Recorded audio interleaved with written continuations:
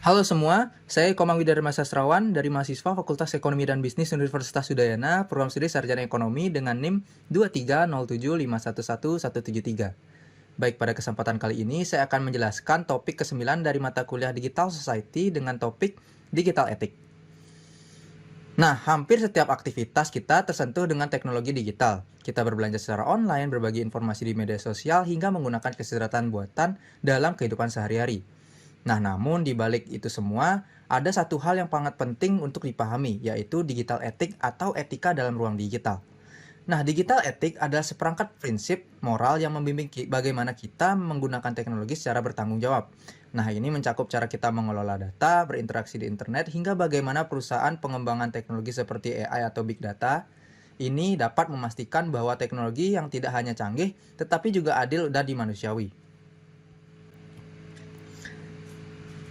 Nah, mengapa digital ethic semakin penting? Jadi, semakin kita bergantung pada teknologi, semakin besar pula resiko yang muncul. Penyalahgunaan data pribadi, miskomunikasi, pelanggaran privasi, dan bias algoritma. Nah, tanpa etika yang jelas, teknologi dapat merugikan pengguna dan menciptakan ketidakadilan. Itulah sebabnya digital ethic diperlukan untuk menjaga keseimbangan antara inovasi dan perlindungan hak-hak manusia. Nah, ada beberapa aspek kunci yang menjadi fondasi etika digital. Yang pertama, privasi. Pengguna berhak mengetahui bagaimana data mereka dikumpulkan, disimpan, dan digunakan. Kedua, transparansi. Teknologi harus bekerja secara jelas, tidak menyembunyikan cara kerja yang dapat mempengaruhi keputusan yang penting.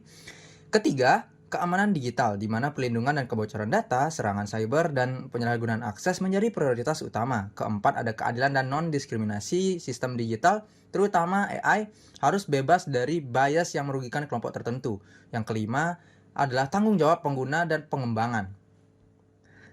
Nah, di media sosial, platform harus memastikan penyebaran informasi palsu dapat dikendalikan dan tidak merugikan publik. Di dunia perbankan digital, perlindungan data transaksi menjadi prioritas utama. Di sektor kesehatan pun, pengguna data pasien harus dilakukan secara aman dan hanya untuk bertujuan medis yang sah.